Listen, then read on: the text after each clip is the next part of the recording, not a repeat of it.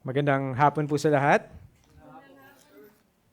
And welcome to this gathering of Grace Covenant Church, Abu Dhabi. Ako po si James Brillantes na naglilingkod bilang isa sa mga pastor or interim na pastor sa iglesyang ito.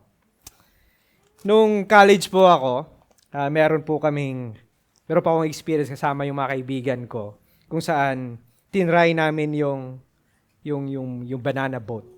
Familiar po tayo doon, ano? Yung inflated na banana boat. Ang goal po nito is to hold tightly sa hawakan nito so that kung yung jet ski burst into a sudden speed, hindi po kami malalaglag. So in short, we did our best. We hold on tight and we were successful in few rounds. Nakahawak po kami habang mabilis po yung takbo ng yung banana boat na to. Ngunit, as we feel tired, unti-unti po we would lose grip sa hawakan until we went all crashing sa tubig, sa dagat. And I personally saw and witnessed my other friends crashing papunta po sa akin habang nasa baba po ako. So what I did is I did my best na lumangoy papunta sa taas kasi nawawala na po ako ng oxygen. And our passage this afternoon talks about holding tightly in a faith. We all know that the gospel is not only the power of God unto salvation, but it is our life. So our passage this afternoon is a continuation din ng ating sermon series in the book of 1 Timothy, kung saan entitled Pursuing a Gospel-Shaped Community. Pursuing a Gospel-Shaped Community. Ang aklat po na ito ay isa sa mga pastoral epistle ni Apostle Paul, kung saan pag sinabi nating pastoral epistle, it is written para po sa mga pastor. Ngunit hindi lang po ito sa mga pastor, kundi sa buong iglesia kasi binabasa po ito sa buong iglesia. So, meaning yung letter na to is Paul's admonition to the church so that we will be shaped around the gospel. Ito po yung layunin ng aklat na ito. At kasama po ito, hindi lang po yung 1 Timothy, kundi yung 2 Timothy din. At saka yung Titus. Ang aklat na ito ay yung sinulat ni Paul para kay Timothy. At ang layunin ng aklat na ito is to instruct Timothy at ang buong iglesia how they should behave and act as the pillar and buttress of truth. Makikita po natin yan 1 Timothy chapter 3 verse 15. Isinulat din ito ni Paul to encourage yung bata, mahiyaing pastor na si Timothy at marahil overwhelmed and discouraged because of the great task na kanyang kinakaharap.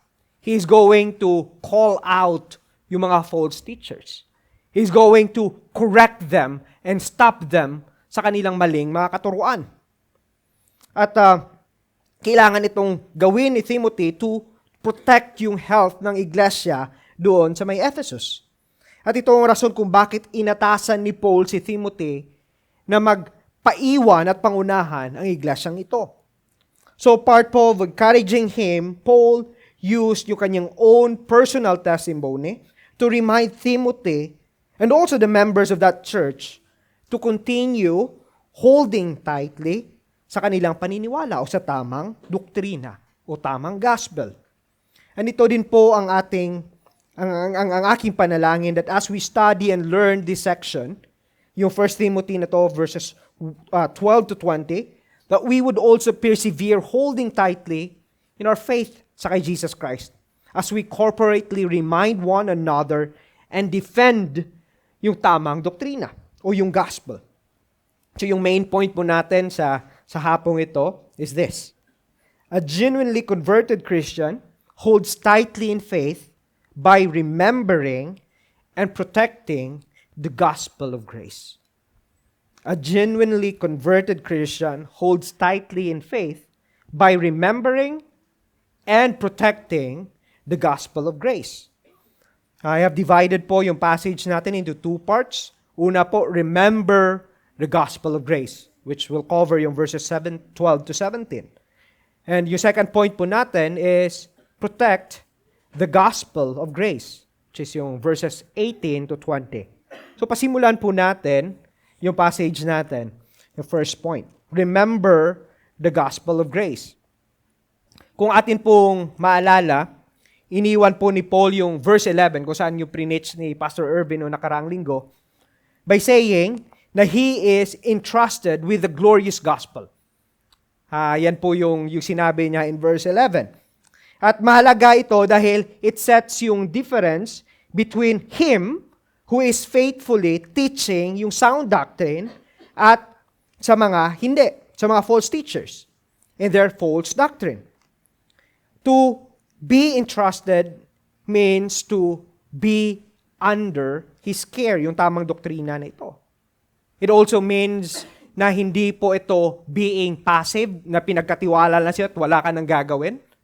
Ngunit, to be entrusted with this glorious gospel, it means that you are to preach, that you are to teach, and you are to defend yung gospel na ito.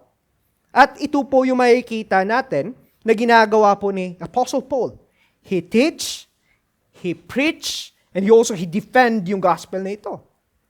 Malala din po natin that in a previous verse, in verses 8 to 10, Paul made a list or inventory ng mga kasalanan in response sa mga maling katuruan o claim ng mga false teacher about the law. Kasi yung sabi nila, the law is given or made or what was given to the righteous to do and maintain in order to gain po yung tamang katayuan sa harapan ng Diyos. Sa halip, yung sinasabi ni Paul doon, ginawa niya ito na yung law para sa kanya is a means or yung grasya ng Diyos to show na, una, ang tao ay makasalanan. Na walang sino man ang makakip ng law na ito perfectly. We know that kasi in Romans 3:23, alam po natin na sinabi doon, for all have sinned and fall short in the glory of God. And yung law po is a means ng grace ng Panginoon to show us that we cannot keep the law. Yun po yung katotohanan dito. It's a means of grace kasi it points us to the second point ng law, kung paano ginamit ito ng Panginoon. Another use po ng law is to point us that we need a Savior.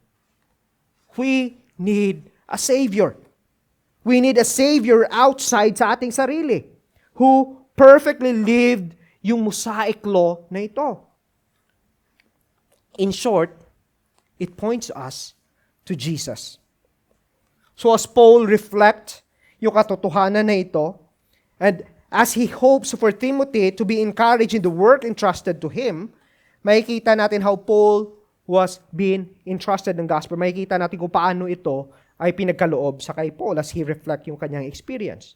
So, let's read verse 12. Sabi po dito, in verse 12, I thank Him who has given me strength, Christ Jesus our Lord, because He judged me faithful, appointing me to His service. Paul right here begins yung section ito with a strong statement. Ano yung statement niya? A statement of thanksgiving. I thank Him. Dahil he realize o remember ang grasya na ibinigay sa kanya to be entrusted ng gospel na ito. To be a minister of the gospel. And to be a minister of that gospel, Paul understand that hindi niya ito deserve. Or hindi niya ito na-earn dahil sa magaling siya. O dahil karapat-dapat siya. Ngunit, nakita niya yung kabaliktaran nito. He was being entrusted not because of his own strength. Notice ang unang sinabi niya, I thank Him. Sino yung Him dyan? It is Christ Jesus who has given Him strength. I mean, kung isipin po natin mga kaibigan, ilang beses ba natin nakita si Paul na nanghina sa ministry?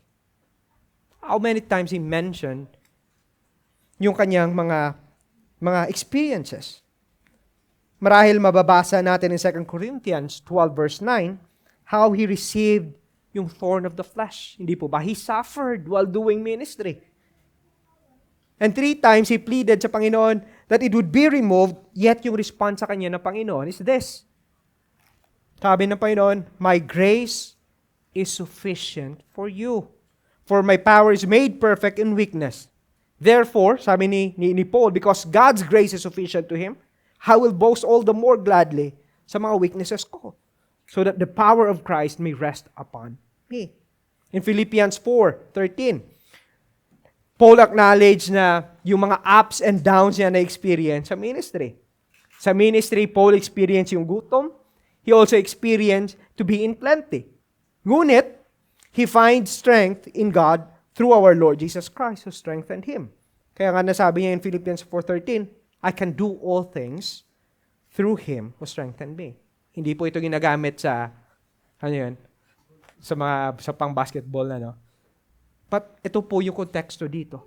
Paul suffered, but yet, he experienced yung gracious act ng Panginoon in strengthening him in the work of ministry. At mahalaga po ito dahil Paul is reminding Timothy that even tayo bilang isang iglesia, to be grateful, to be thankful, dahil ang rason why we keep on doing this, yung gathering na ito, why we keep on serving one another is not because of our own strength. It is not because of our own skills. It is not because of our own resources na binibigay natin every Saturday. It is not by our own wisdom why we are able to love one another, why we are able to protect one another. No. Makikita natin dito, Paul is remembering yung grasya ng Diyos ay pinagkaloob sa kanya. It is all because of God's grace at lakas na pinagkaloob sa kanya ni Jesucristo. Mga kaibigan, are we thankful of these things? Are we thankful sa strength na pinagkakaloob sa atin ng Panginoon? Are we thankful for the ministry that He had entrusted sa atin? Na meron tayo, yung church na to, yung family na to. At times parang siguro we treat ang paggawa ng ministry o gawain sa loob ng ministry like normal chores na lang. Parang gawain na lang natin sa bahay.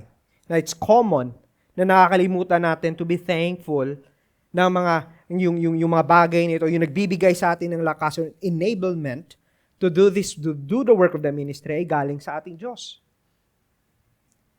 He is the one who supplies and enable us to do all the necessary things that we need to accomplish for His own glory. Paul is thankful to Jesus, hindi lang dahil sa enabling strength, kundi, sabi niya dyan, because He judged me faithful, appointing me to His service. So makikita natin na hindi lang siya nagpapasalamat kay Kristo dahil sa enabling strength na pinagkaloob sa kanya, but also, Jesus count Him o itinuro siyang karapat-dapat sa gawain na ipinagkaloob sa kanya. He judged me faithful. Count me trustworthy. Paul deeply understand na kung meron mang rason kung bakit ipinagkalooban siya ng pagkakataon to serve si Jesus Christ, alam ng mamang ito na hindi po ito dahil sa kanyang sariling kakayanan. O he proved something before siya itinalaga bilang isang apostle. Alam po natin that this man was zealous in doing what he thought at first na para sa Diyos.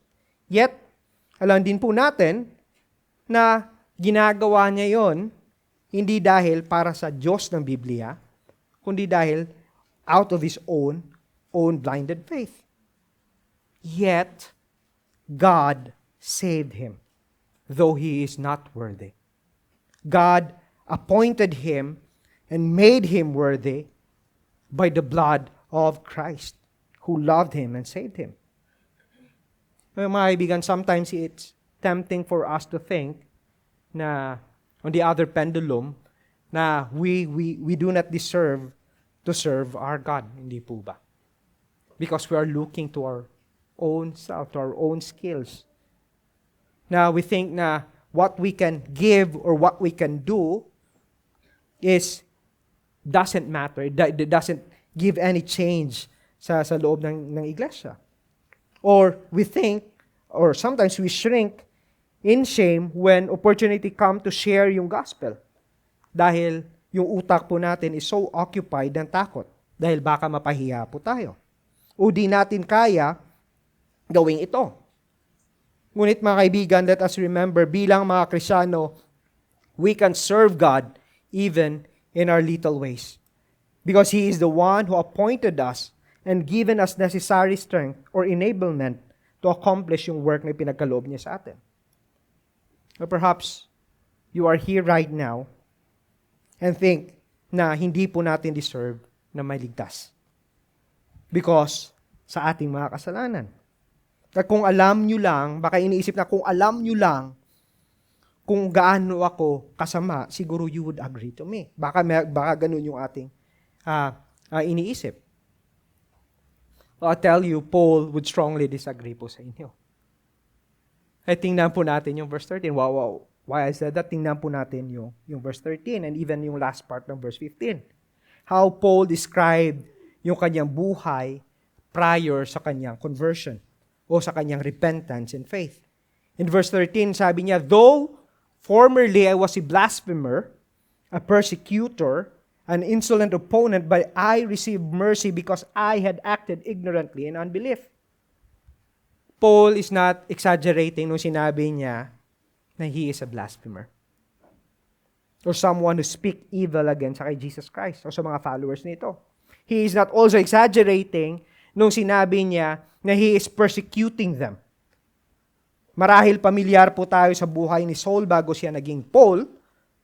At kung meron man pong mama o tao na kinakatakutan yung mga Kristiyano sa mga panahon na yon, wala na pong iba kundi si Saul or si Paul. Most probably, ito po ang taong ito is in his zeal and in his blind faith, he thought that he is serving God of the Bible. That he is zealous for his religion and his blind faith, which leads sa kanya to persecute Christians, drag them into prison, both male and female, force them to blaspheme or to speak evil laban sa kay Jesus Christ. He is also responsible, kung maalala po natin in Acts 8, yung pagkamatay na first martyr, a saint, which is si Stephen. In Acts 8, ito po yung sinabi, and Paul approved of his, that Stephen, execution. And there arose on that day a great persecution against the church in Jerusalem, and they were all scattered throughout the region of Judea, Samaria, except the apostle. Paul, prior to experience of God's grace sa buhay niya, was an arrogant man. He is a violent person against Jesus and against His followers. Alam niya na what he rightly deserved, if God would be fair in treating him, ay kamatayan. Kondemnasyon na pabayaan siya magpatuloy sa kanyang kasalanan. And eventually, would suffer yung consequence na ito sa eternal hell or yung eternal separation into hell. Yet, notice yung contrast na binigay niya. Sabi niya, but I received mercy. I received mercy. Ibig po sabihin nito that God withhold sa kay Paul what he rightly deserved. At ito po yung kamatayan dahil sa kasalanan niya. This is what exactly mercy means. Friends, tulad po ni Paul, we also stand condemned sa harapan po ng banal na Diyos. We also stand condemned sa harapan ng banal na Diyos. Though we might say na ang kasalanan po natin is not so grievous. Hindi tulad sa mamang ito na he's a murderer. He is a blasphemer. Siguro, we could say na kaunting pagsisinungaling lang yan. Or just a simple, very simple, very minor na kasalanan. But let me tell you, friends, na ang lahat po ng kasalanan is kasalanan sa harapan ng Diyos, no matter malaki man ito o maliit. It's called sin. Kasalanan po ito. And apart from God's mercy, what we deserve is condemnation. And this is Paul's way of reminding si Timothy na Timothy, yung privilege na meron ka ngayon as a minister of the sound doctrine or yung gospel is not only a privilege that was been given to you, but it is a mercy given sa iyo. Now, na sinabi po ni Paul that he received mercy because he acted in ignorance, hindi po ito nangangahulugan na ignorance could be an excuse for us to sin. Hindi po ba? Or for sinners, na hindi po tayo mako-condemn or ma-judge sa huling mga araw. Ngunit, ang focus po ni Paul dito ay ang compassion ni Kristo towards sa isang makasalanan. Paul is not saying that in our ignorance we are not responsible sa ating mga kasalanan. Hindi po yung ibig sabihin dito ni Paul. Now, while doing sin, we are unwilling, we are slave, na we are doing yung mga kasalanan to unconsciously. No. We are conscious in doing sin kahit wala pa tayo sa kay Kristo. We are, yes, slave into sin, and actually, we enjoy doing sin apart from God's grace. We know it, we are conscious, and we enjoy doing yung mga bagay na ito. So, ano sinabi ni Paul? But I receive mercy. That is a gracious, a praiseworthy para sa mamang ito na nakatanggap siya ng mercy. God had mercy on him and acted when he acted in ignorance. He meant that this sinner, including us, nung nag-act yung Panginoon sa atin towards us, when we were blinded sa ating mga kasalanan, when He acted, giving us yung mercy na ito, yung ginawa po niya, He removed yung mga blindness, yung blind eyes natin, yung speck sa ating mga mata, so that we would able to understand na what I am doing right now is sin against sa Panginoon. Kasalanan po sa harap na Panginoon. That thing na ginawa ng Diyos is an act of mercy para sa atin. So we are able to respond in total submission, in repentance and faith sa Kanya. Notice yung ignorance po ni Paul when he encountered Jesus Christ on the road of Damascus. In Acts 9:4-5, nung he encountered Jesus Christ on the road of Damascus, Jesus was calling to him, Saul, Saul, why are you persecuting me? Anong sagot ng mamang ito? Who are you, Lord? Who are you, Lord? And he said, I am Jesus whom you are persecuting. Jesus, in his last hour on the cross, he also uttered compassion po para sa atin. In unbelief, sabi niya in Luke 23:24, Father, forgive them, for they do not know what they are doing. That is God's compassion towards po sa atin. And friends, let me tell you that up to this now, Jesus, the Jesus of the Bible, the God of the Bible, is still showing mercy po para sa atin. He's still giving yung mercy na yan. And the mere fact na andito ka ngayon, marahil wala ka pang relasyon sa Diyos ng Biblia na ito, and you are listening sa mensahe na ito. Friends, this is God's way of telling you that He is a compassionate God para sa iyo. And you can come to Him no matter nasabihin po natin na we are sinful. We have a great and grievous sin laban sa Diyos na ito. God can pardon you. God can give yung compassion nito sa iyo.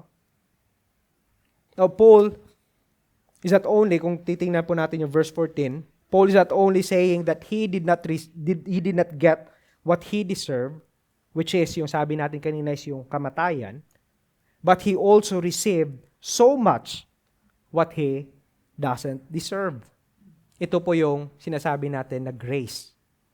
Kung yung mercy withholding, kung ano ating or what we deserve to get, which is yung death, yung grace naman is giving what we do not deserve.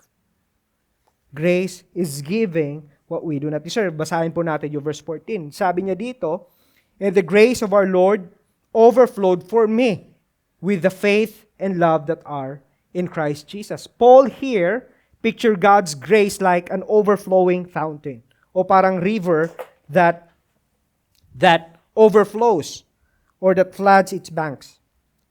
Friends, hindi lang po parang katamtaman yung natanggap ni Paul dito na grasya galing sa Diyos.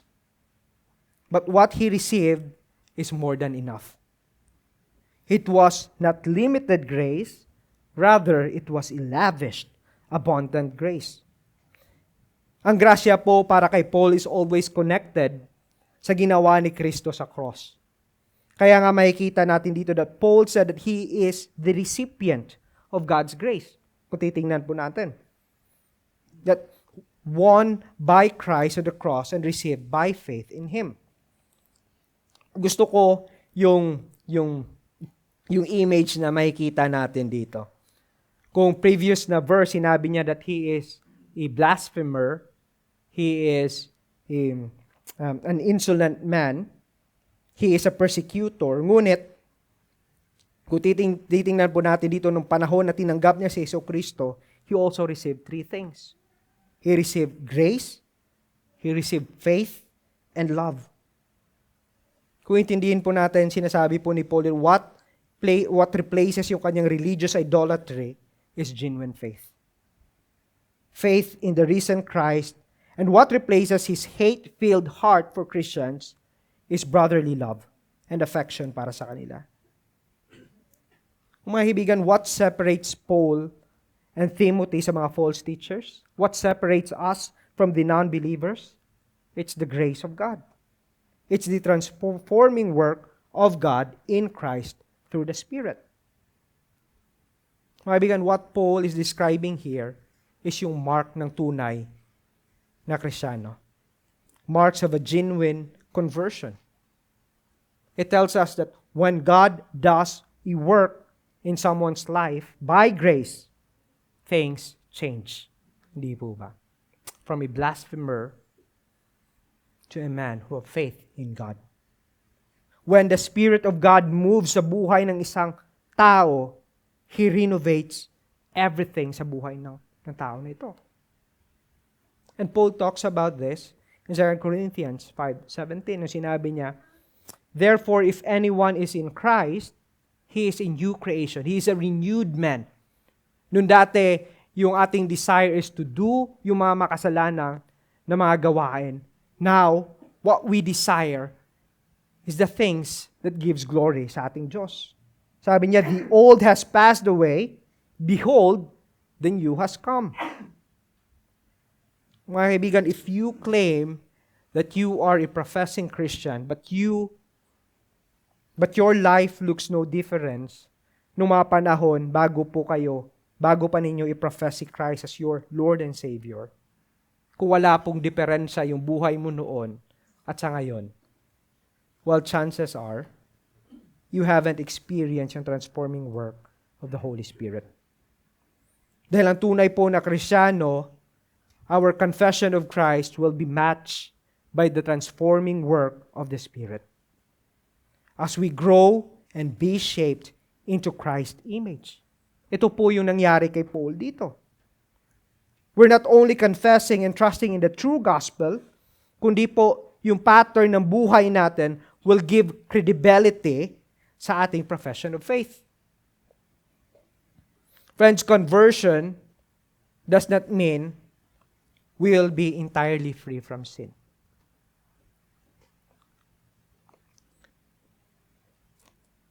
Dahil ang reality po, we will continue to wrestle against sin until po mamatay tayo. O di kaya bumalik si Kristo Jesus. Kaya essential din po sa buhay ng isang Kristiyano to walk and to live among fellow believers. O yung tinatawag natin na to be part ng isang iglesia. Where brothers and sisters can walk alongside sa atin in killing yung mga kasalanan nito. As we aim to increase sa holiness and continue to walk in the pattern of love. Friends, let me ask you, how has your life changed since you became a believer? Ano yung mga nakikita natin na nagbago sa atin? What are the things that changes sa pattern ng pamumuhay natin? Behavior natin, the way we think, your perspective, how we see things. May mga pagbabago ba nung unang nag-profess tayo sa we are a Christian, or nung wala pa tayo sa kay Kristo and now we are in Christ?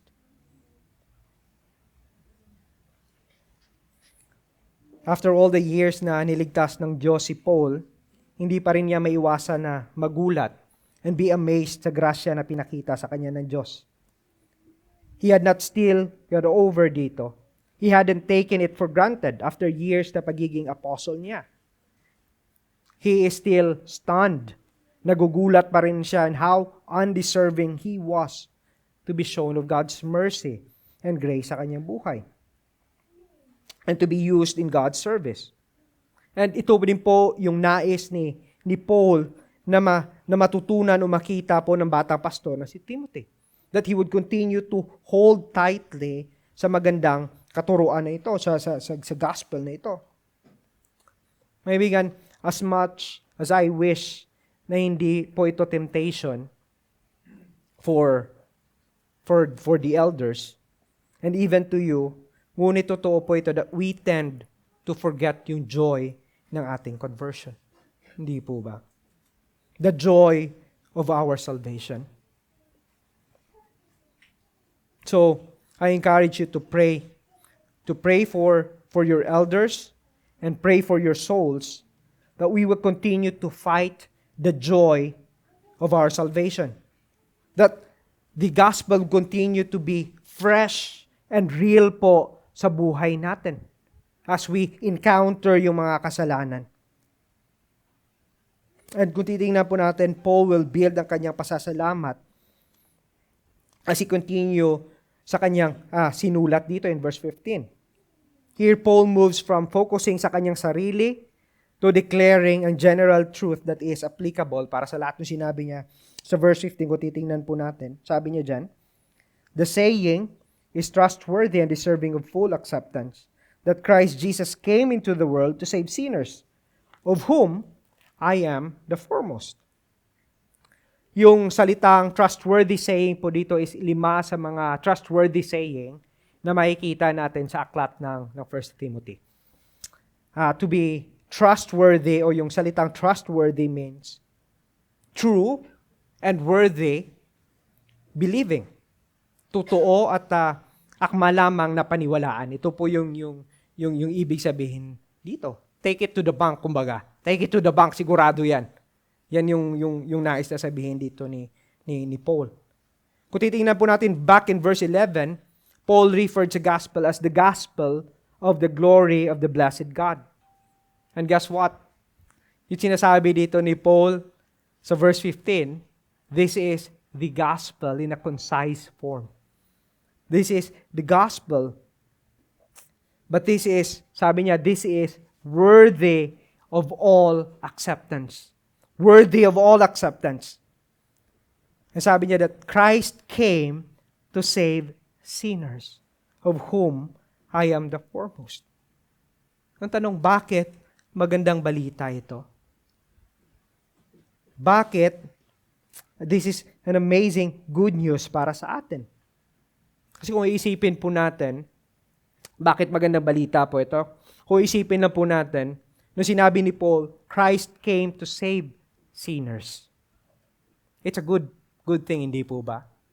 But if going to soak yung sarili mo dyan sa passage ito, Christ came to save sinners, it speaks of a different reality.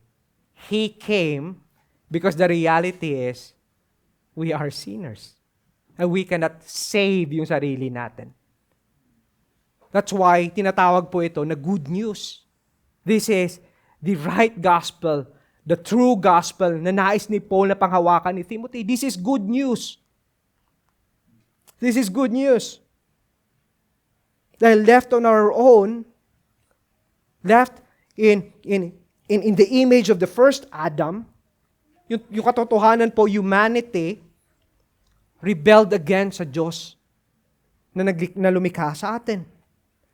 We reject yung kingship. We have given our life, our allegiance to other things rather than sa Diyos ng Biblia. We worship and love and serve ang ating sarili other than God. Mga kaibigan, we are sinners. And it's entirely fair para po sa Diyos ng Biblia to judge and send us into hell. He doesn't owe us anything. He doesn't owe us in saving. Kung meron pong fairness o swift na judgment po na pwedeng gawin ng Diyos sa atin, that's death. That's a thing na pabayaan na niya tayo and to send us directly into eternal separation sa Kanya. But friends, praise God that this bad news was being overwhelmed by the good news. Yung totohanan po in verse 15, sabi niya, He sent His Son in a rescue mission. In a rescue mission. Jesus, who is fully God and fully man, left heaven's glory to live a perfect and obedient life on our behalf. He took on a form of a servant and lived that perfectly and obediently sa will na kanyang Ama. Even obedience to the point doon sa may cross. Friends, on the cross, kung titingnan po natin, Jesus took our sins on His body. And on the cross, God treated Christ, the sinless one, as if He is a sinner. On the cross, God poured out yung kanyang galit laban po sa mga makasalanan. His undiluted wrath was being poured out sa kanyang anak na si Jesucristo. Christ died the death that we deserve. He was being buried. He was being buried. But Christ did not remain there. Because the good news is, God the Father accepted the perfect sacrifice ng kanyang anak na si Jesucristo. Christ finished the work that hindi natin kayang gawin. Because Jesus did not remain dead. For God raised Him on the third day according to the Scripture and ascended back to heaven according to the Scripture. Friends, ito po yung sinasabi ni Paul that this is a trustworthy saying.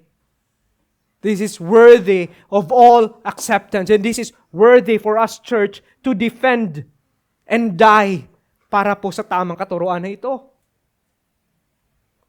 Because if you believe in your heart that Jesus Christ is Lord and confess in your lips that God has raised Him from the dead, yung promesa po ng Biblia, you will be saved.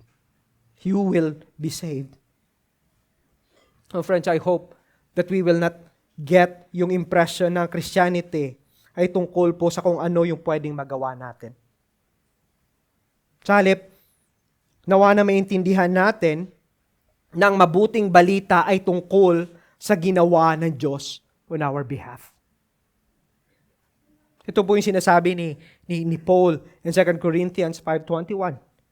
Sinabi niya, for our own sake, He made Him to be sin. That is Christ Jesus. For our own sake, who knew no sin, so that in Christ, in Him, we might become the righteousness of God. But that's the reason why in the last days, we are able to stand in the presence of a holy God. Our only boast is Christ at yung kanyang nagawa on our behalf. Friends, if you are here right now and you don't have a relationship sa Kristo ng Biblia na ito, I urge you to turn to Him, repent from your sins, and receive this trustworthy saying. Receive Christ as your Lord and Savior.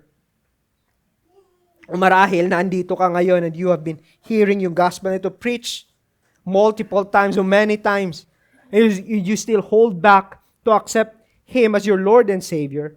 Let me tell you what holds you back. Marahil iniisip po natin that we are too dirty. We are too guilty. That you are out of God's reach. Marahil ito po yung iniisip natin. But friends, let Paul's testimony encourage you.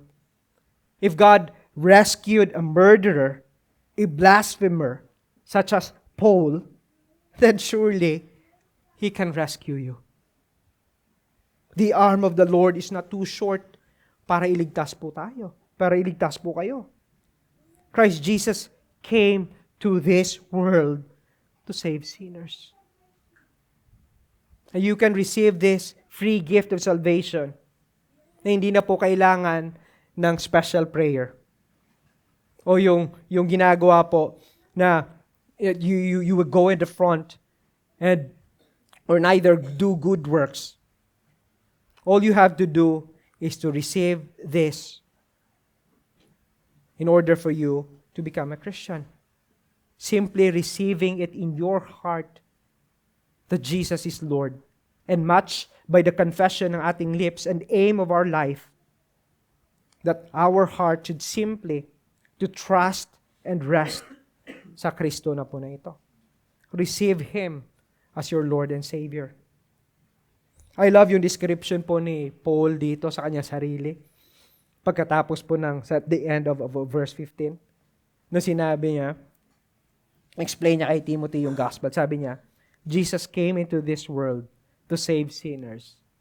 Sinabi niya, of whom I am the foremost. Of whom I am the foremost.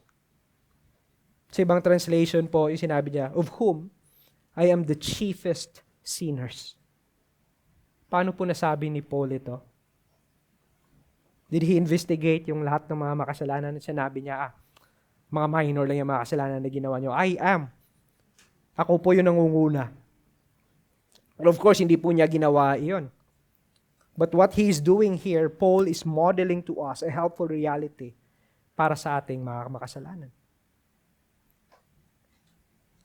Friends, if we come to recognize yung depth o yung lalim po ng ating pagiging makasalanan, the depth of our depravity, o kung gaano tayo makasalanan, deep inside our core, at ang kasalanan po that resides in our hearts, and come to reflect sa mercy and grace na ating natanggap galing sa Diyos. You know what? What is the thing that we will stop doing immediately? We will stop playing yung comparison game.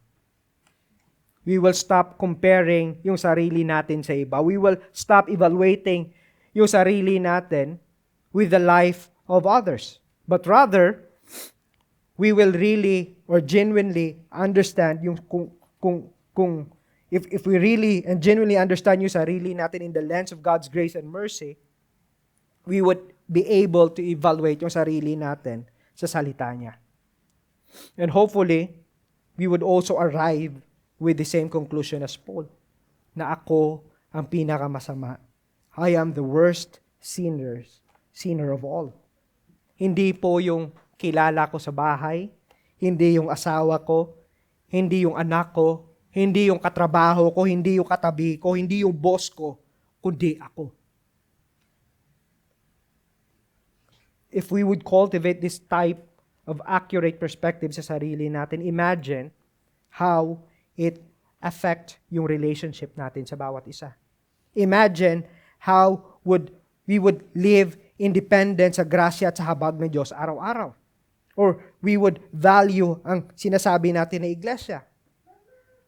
Dahil alam ko po, left on our own, personally, I would live sa old pattern po ng buhay ko. Imagine if we would have this kind of perspective. It would fill our hearts with humility tulad po sa mamang ito. A humility that overflows from the graciousness that we received from God. Now in verse 16, sabi po niya, so again, Paul will pick up yung idea dito of receiving God's mercy in Christ. Ngunit dito, hindi niya lang sinasabi ang realidad ng mercy na kanyang na-experience o natanggap, kundi yung purpose kung bakit niya o bakit siya nakatanggap ng mercy na ito. Why did God save Paul? Or why did God save us? Tingnan po natin yung verse 16. Sabi niya, but I received mercy for. That's a reason.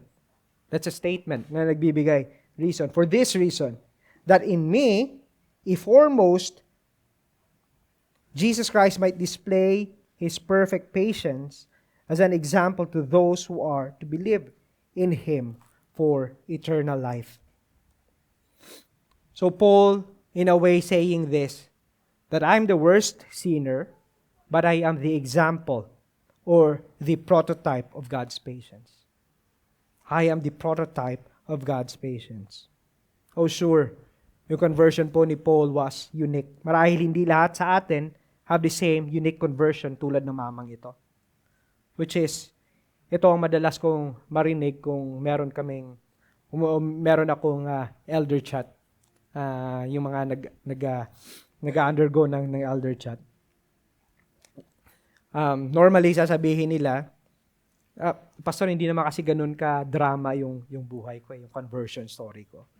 Hindi po ganun kumbaga, hindi po ako ganun ka-dramatic. Simple lang po kasi yung conversion story ko. But friends, kung titingnan po natin sa passage natin, notice ang focus na sinabi dito ni Paul. Yung focus po niya is hindi sa kanyang sarili, hindi po sa kanyang conversion. His focus is on the example of God's perfect patience sa kanya. Yung pinakita na pasensya sa kanya na Diyos. Sabi no matter na gaano man yan kasimple o kadramatic yung conversion story natin, we all stand in the same ground. We are in the same end of the pendulum. We are all recipients ng patience ng Diyos towards sa atin sa magitan ni Jesucristo. We are all recipients of the Spirit transforming work. And maibigan, this is a good reminder for all of us that if God can show patience to the worst sinner like Paul, like us, then God can also extend patience sa mga mahal natin sa buhay. Matagal na natin pinapanalangin. Mga mahal natin sa buhay na siguro naiisip natin na matitigas yung puso. O kahit ilang ulit na natin bahagian na mabuting balita ni Kristo. But this is God's work. This is what He does. And speaking of our own personal conversion, maibigan, do we use yung personal conversion natin, yung testimony natin as a springboard for sharing the gospel? So I'm not saying na yung testimony natin is the gospel. Hindi po ganon.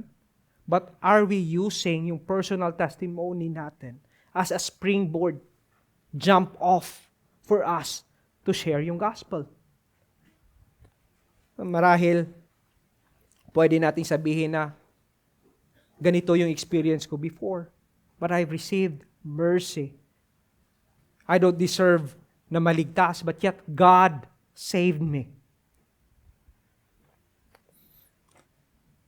At magandang halimbawa po to yung ginawa ni Paul dito. So I challenge you to share and talk to your friends about your conversion. Use it as a springboard in sharing the gospel. Tell them of your sins that rightly deserve God's wrath. But at the same time, tell them the gospel that speaks of God's mercy and grace sa buhay mo. His patience that in Christ Jesus. Share it. Talked about it. Notice in verse 17 how Paul ends yung section dito. Verses 12 to 17. After reflecting yung kanyang experience, yung conversion story, Paul burst sa pag-worship sa Diyos na nagligtas sa kanya. It's how can a man like him na murderer, a blasphemer, can't worship yung Diyos na nagligtas sa kanya. Verse 17, sabi niya, to the King of ages, immortal, invincible, the only God, be honor and glory forever and ever. Amen. Kaibigan, tunay din po ba ito sa atin? At ito ba ang rason why we keep on coming together for Saturday worship? Dahil alam po natin that the God who saves us is without a doubt worthy ng buong pagsamba po natin. Try to imagine yung description ni Paul dito sa Diyos na to. He said, He is the King of ages. He is boundless. He's not subject sa time.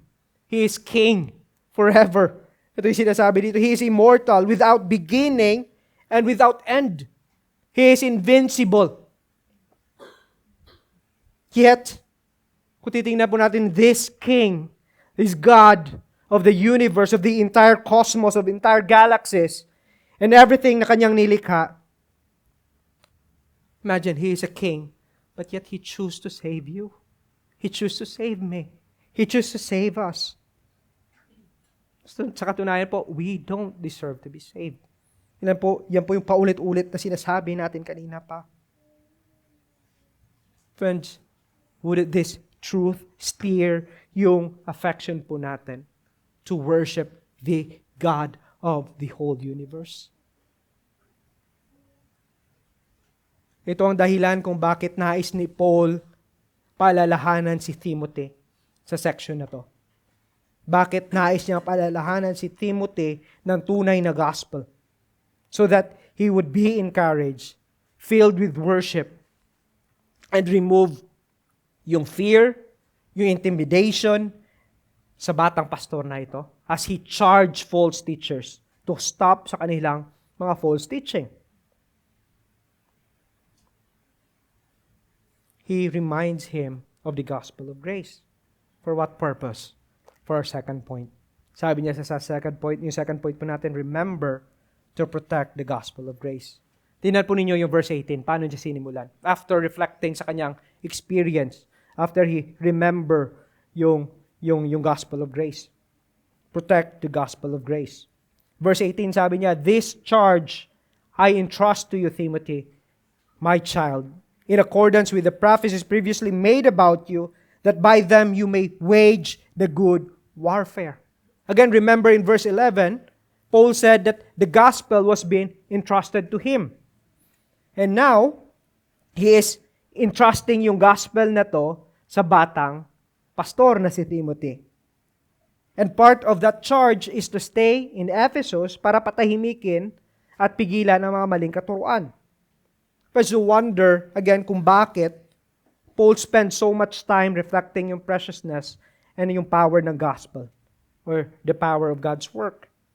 This the same gospel na na-receive ni Paul is the same gospel that Timothy is to guard within the church.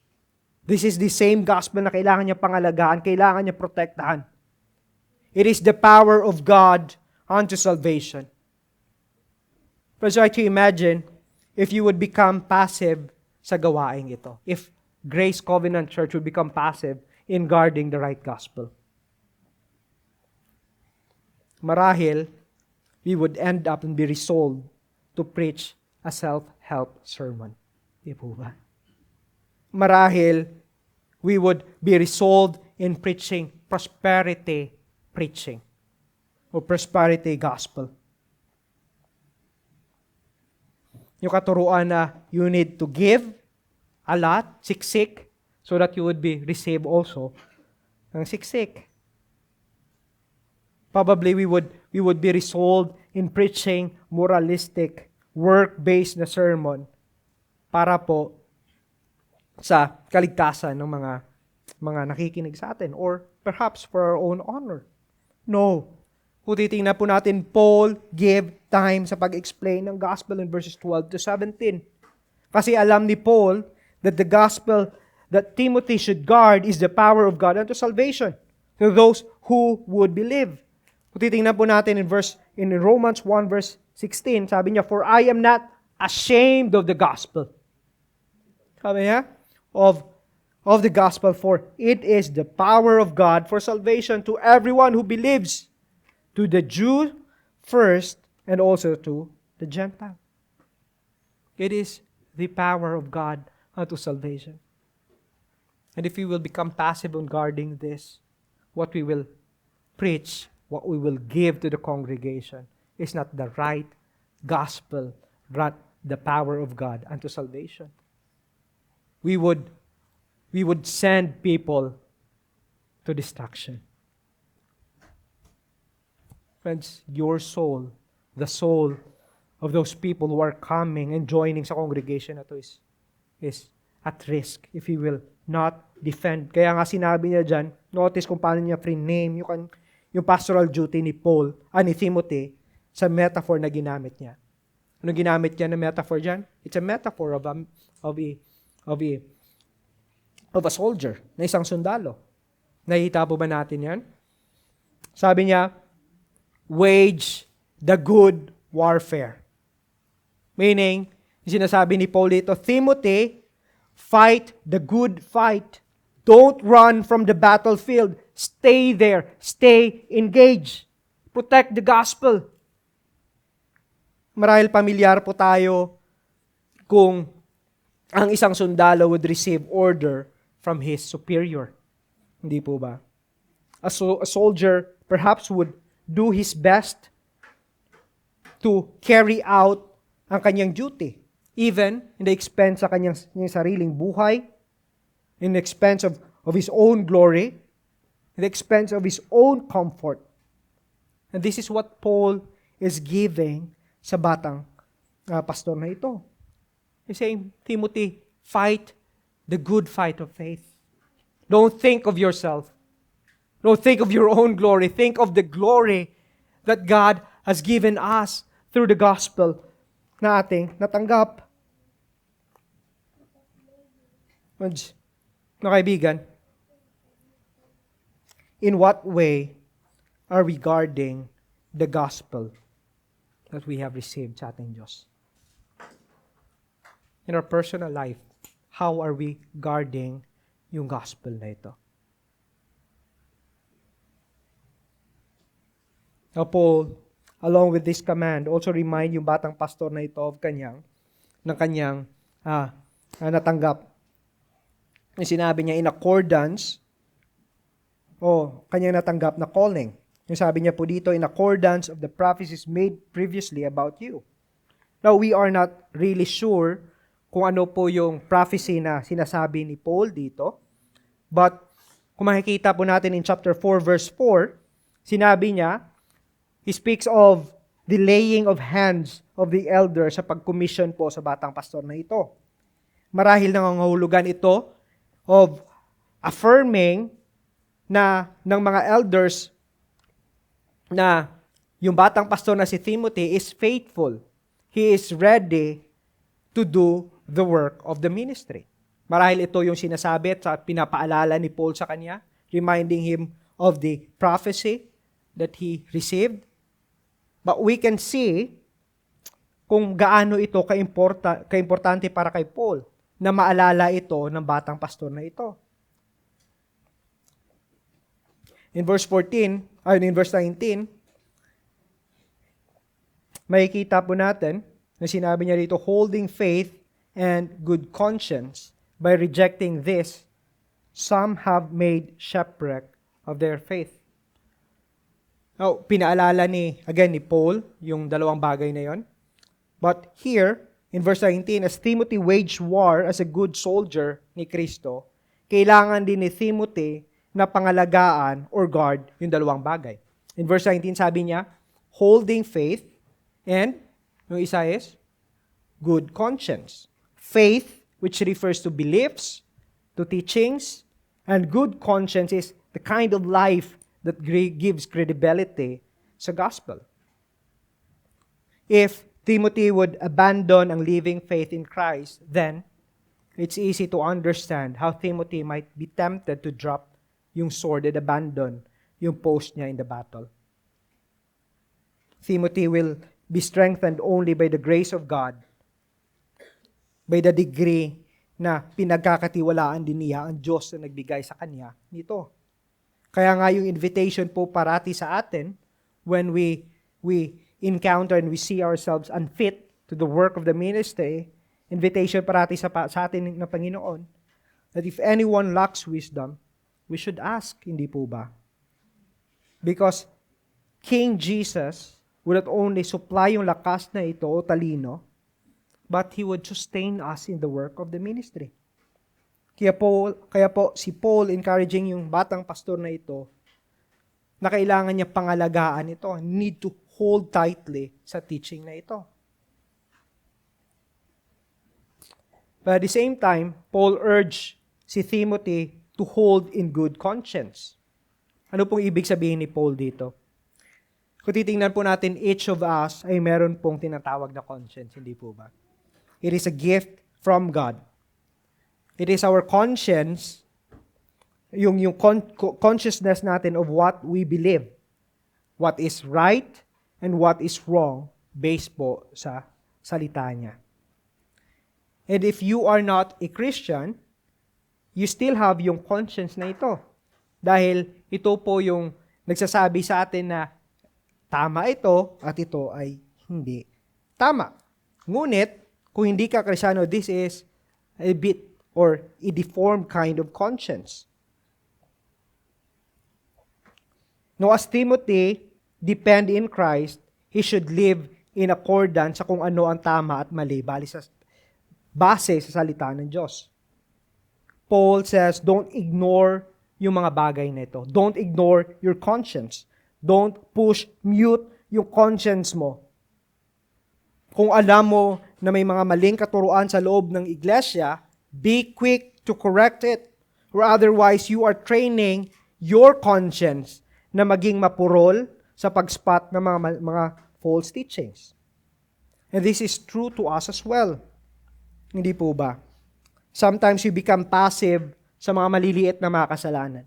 We become passive in false teachings kasi maliit lang ito. Yet, kung titingnan po natin yung long term, yung implication po nito, if we're going to neglect yung conscience po natin, nagiging mapurol din po yung konsensya natin to see and call out yung mga kasalanan bilang kasalanan. Let us be careful with this, mga kaibigan, because we are not only harming our own conscience, but it also shapes yung puso po natin to accept yung mga heretic na mga teachings and harming and teachings and mga beliefs. Kaya po strong ang paalala ni Paul kay Timothy to watch his life and his doctrine. To watch his life and his doctrine. Kasi if going to neglect po yung faith tsaka yung good conscience na ito, we are inviting heretic teaching sa buhay natin. We are inviting it to shape our hearts and our minds sa mga bagay nito. And we can only protect our good conscience if we would accept only and live our beliefs that are aligned sa gospel ni Jesucristo. Bakit? Tingnan po natin ang effect if hindi natin babaliwalain natin ang conscience natin. In verse 19, B to 20, sabi niya, may kita po natin, Paul name drop yung dalawang two men who neglect to hold sa tamang gospel and neglect yung conscience nila. Sabi niya, in verse 19, rejecting this, yung good conscience ayon and faith, some have made shipwreck of their faith, among whom Hymenaeus and Alexander, whom I have handed over to Satan, that they may learn not to blaspheme. Notice, church, the seriousness effect nito sa buhay ng isang tao.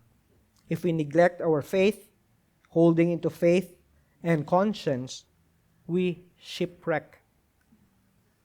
Yung metaphor niya parang isang bangka o isang barko na tumama sa bato-bato. Kaalala ninyo yung Titanic? Kung paano siya malaking barko pero nawasak siya. It's a small tip of an iceberg. Parang ganito po yung buhay natin. If we're going to neglect good conscience and faith. Now, we do not have much knowledge kung sino si Alexander. Marahil ito yung Alexander na binanggit sa last part ng 2 Timothy 4:14, who made a great harm sa kay Paul. We are not sure. But si Hymenaeus is the Hymenaeus that Paul labeled as a false teacher who teaches false doctrine in 2 Timothy 2:17 about sa sinasabi niya na resurrection, na sabi niya yung resurrection daw ay naganap na. Ito yung mga maling katuruan na kanyang itinuturo sa Ephesus. Mga kaibigan, this is a serious call din po para sa atin. At marahil by implication, ito yung sinasabi ni Paul sa kay Timothy. That Timothy enabled for you to hold tightly in faith or fight the good fight of faith. Hindi lang na dapat mong panghawakan ng gospel at isa pamuhay ito, but also exercise church discipline. Exercise church discipline. Marahil ito ang nais sasabihin ni Paul sa kay Timothy.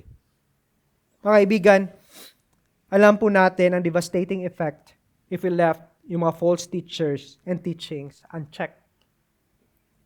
It will spread their evil schemes, and it will put the church health and church members' health into peril, into danger.